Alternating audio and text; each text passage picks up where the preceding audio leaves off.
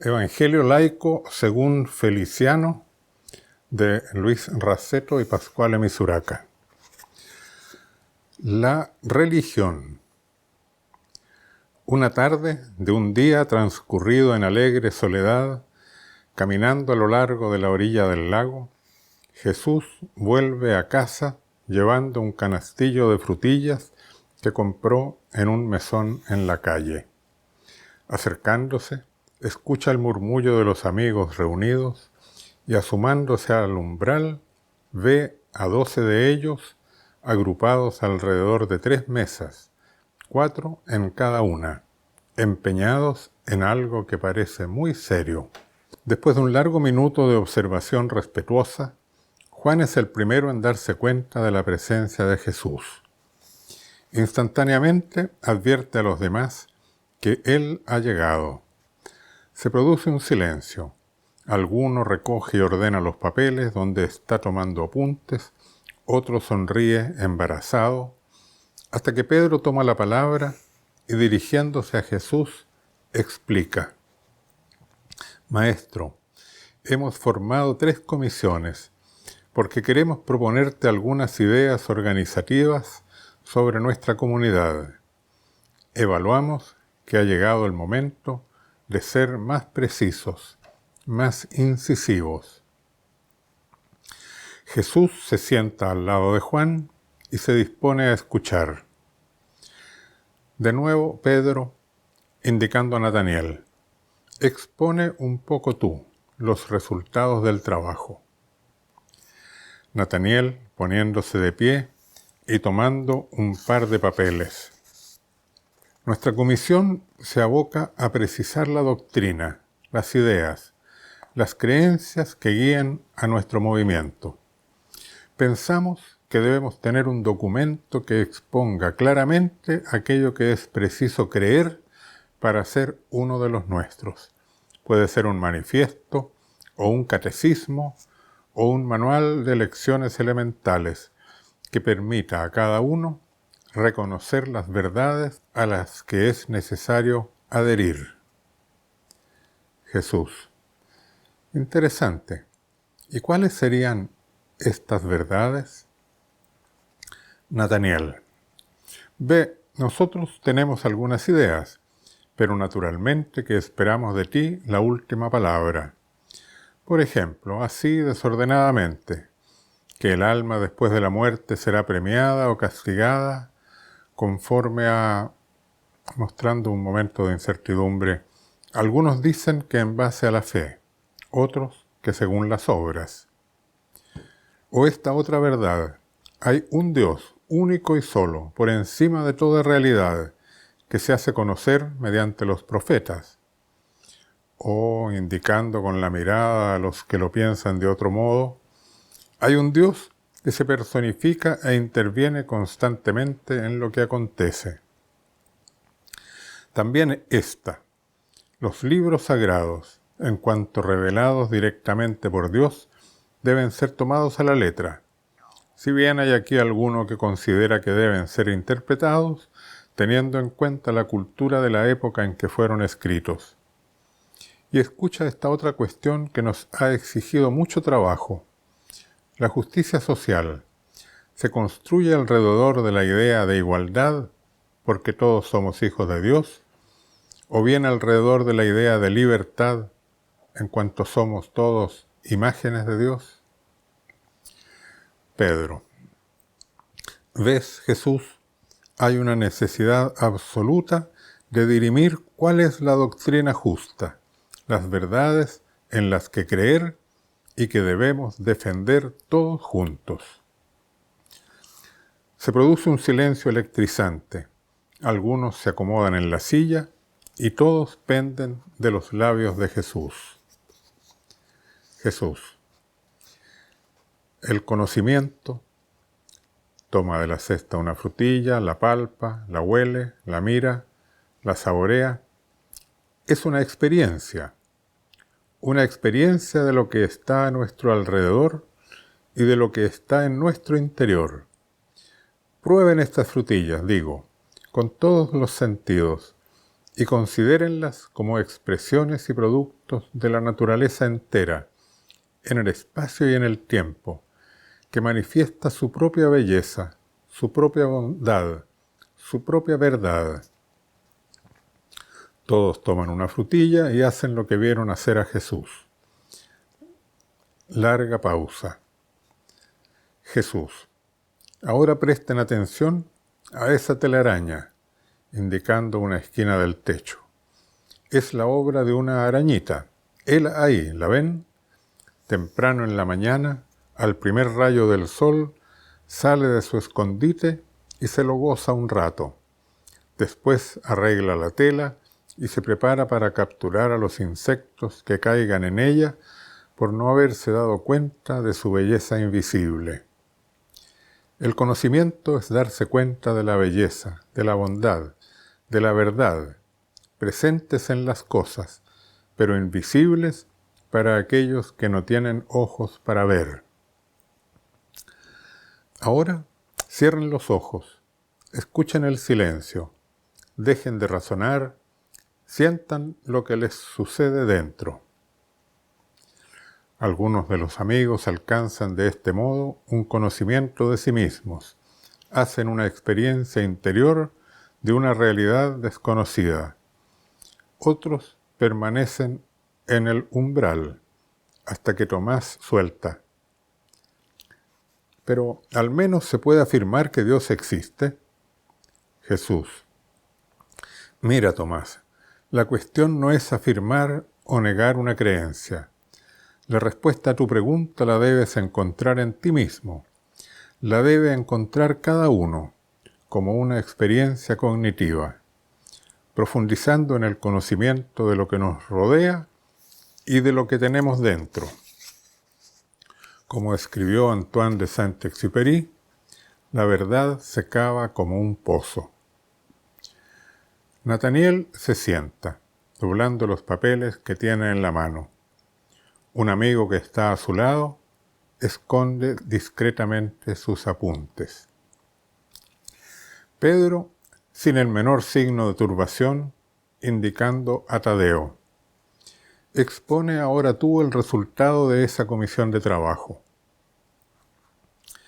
Tadeo se levanta a su vez, mira a todos y se dirige a Jesús.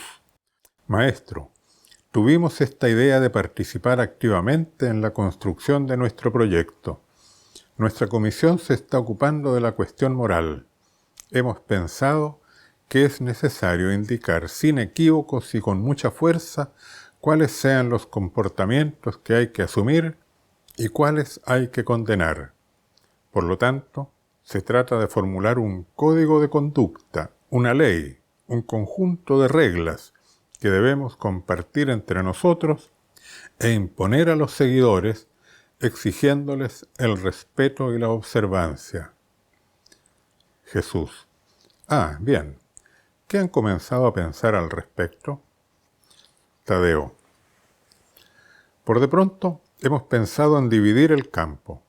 Por una parte, las acciones pecaminosas de las que hay que huir y condenar, y por otra, las obligaciones morales que hay que respetar y cumplir. He aquí una larga lista, poniendo ante sí los apuntes, de la que te leo los primeros ítems.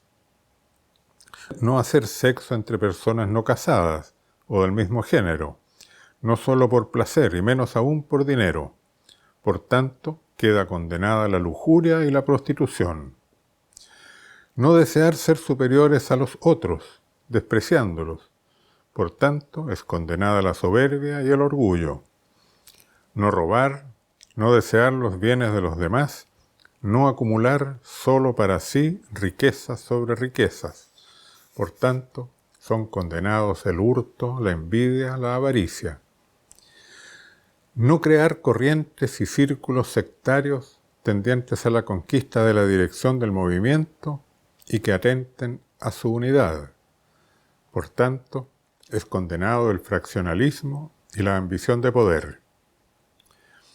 Después, Tadeo toma la lista de las obligaciones morales y con gran seguridad comienza a explicar las ideas que han elaborado, referentes a la castidad, a la humildad, a la obediencia, a la disciplina, a la modestia, a la pobreza, a la obligación de pagar los impuestos y la cuota de inscripción en el movimiento, la de dar limosna, el espíritu de servicio y así en adelante.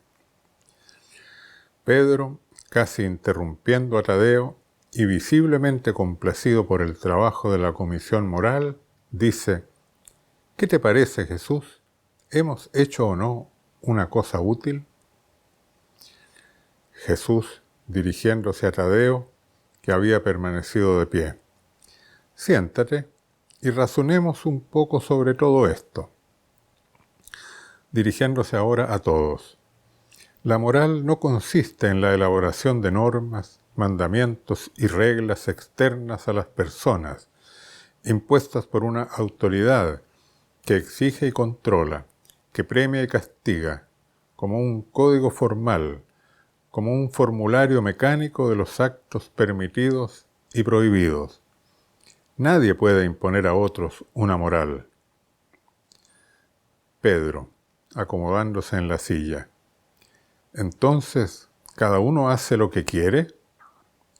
Jesús: escúchenme todos y entiendan bien. No hay nada fuera del hombre que entrando en él pueda contaminarle, sino lo que sale del hombre. Eso es lo que contamina al hombre. Quien tenga oídos para oír, que oiga.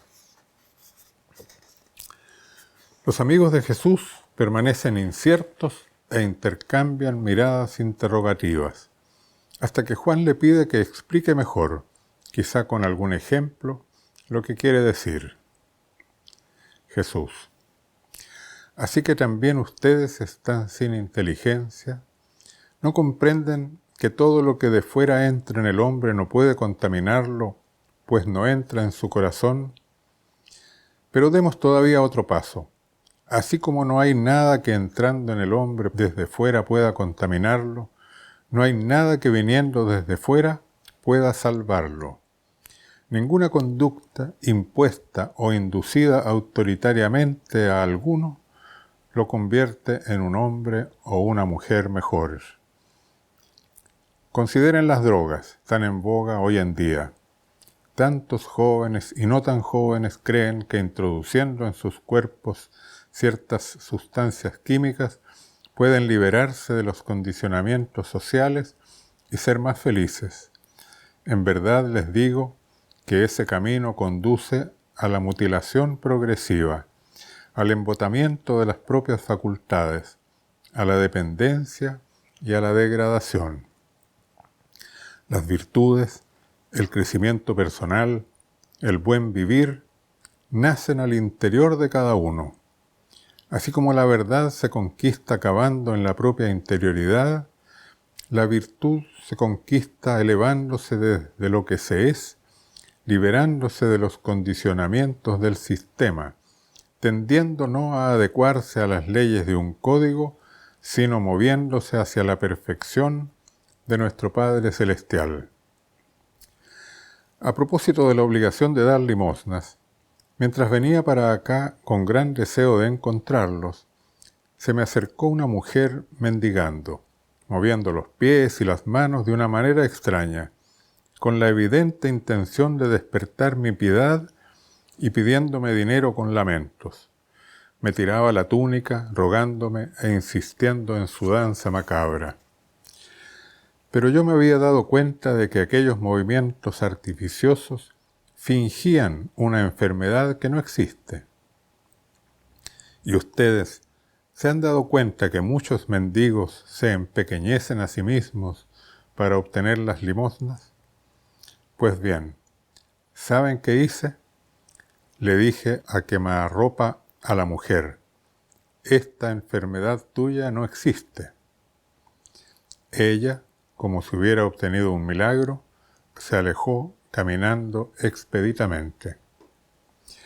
El camino hacia el bien no puede consistir en una moral de pequeñas virtudes que tornan a las personas temerosas, sometidas, culpabilizadas, blandas. Es, en cambio, un itinerario de crecimiento, de superación, de completamiento y de realización. Todos callan, tratando de comprender lo mejor que pueden las nuevas palabras de Jesús, el cual se levanta y ofrece nuevamente las frutillas a los amigos. Al fin se dirige a Pedro, que se había quedado enmudecido y pensativo. Jesús: ¿y la tercera comisión, Pedro, sobre qué se ha interesado? Pedro, poniéndose de pie: sí, la hemos llamado comisión organizativa. Nos hemos ocupado de la cuestión del poder decisional, de la jerarquía entre los niveles organizativos, del organigrama funcional, de los rituales y de las liturgias correspondientes a cada actividad colectiva. Por ejemplo, hemos discutido sobre las estructuras de gobierno de nuestro movimiento. Yo pienso que debemos tener un solo jefe, un gran jefe, que naturalmente eres tú, Jesús, pero que en cierto momento podrás decidir traspasar el poder a uno de nosotros, que será como un continuador tuyo, un representante de ti. Hay alguno entre nosotros que piensa en cambio en un colegio o en un comité central, un colectivo de dirección en síntesis que concentre todo el poder. Y está incluso uno que se imagina una asamblea permanente en que todos participen. Pero esto me parece verdaderamente impracticable. Otra gran cuestión organizativa se refiere a cómo hacer entrar a los nuevos integrantes en nuestra organización. ¿Qué rituales de iniciación son necesarios? ¿Cuáles requisitos de pertenencia deben poseer los aspirantes? Tenemos una serie de propuestas que hacerte. Por ejemplo, una ceremonia de purificación, un bautismo, un curso breve de formación, digamos de alrededor de 20 horas de catequesis, la entrega de un carnet que certifique la militancia. Otra importantísima cuestión organizativa se refiere a los procedimientos a través de los cuales se constituyen los grados jerárquicos indispensables entre el jefe y la base. Pensamos, por ejemplo, que cada uno de nosotros 12 que constituimos el círculo originario tendrá la capacidad, el poder de individuar entre los tantos que forman la base a aquellos que se muestren más inteligentes, más dóciles, más agradables, más carismáticos, y una vez elegidos, formarlos en la doctrina y en la ética de nuestro movimiento. Digamos, una escuela de cuadros. Pedro se detiene, llena un vaso de agua, lo bebe y retoma la palabra. Estos cuadros intermedios que seleccionamos y cooptamos podrán subir en la escala jerárquica, en la pirámide de la organización, adquiriendo méritos, disciplinadamente. A ellos nosotros le concederemos poderes y les atribuiremos cargos que serán puestos de manifiesto ante todos mediante ceremonias públicas, liturgias espectaculares, ritos memorables.